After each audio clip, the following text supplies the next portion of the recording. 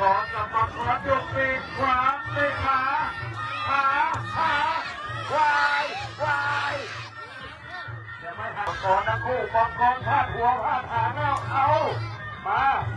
มังกรไหนจะดีกว่ากันมังกรวายนี่จะไปหันหลังแน่ไอ้มังกรจะไปหันหลังไอ้มังกรยกเอาแล้วห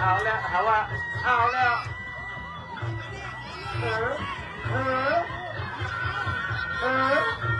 เอาแล้วยังไงเอาวายว่าแล้วเอาจะรอดไม่รอดเอายังไงเฮ้ย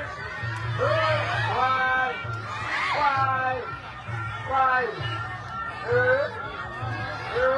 เอามีโต้ที่แฮบอลเนี่ยนี่แน่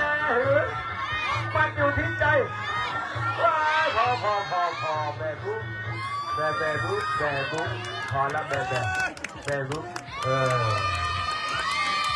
เอาไป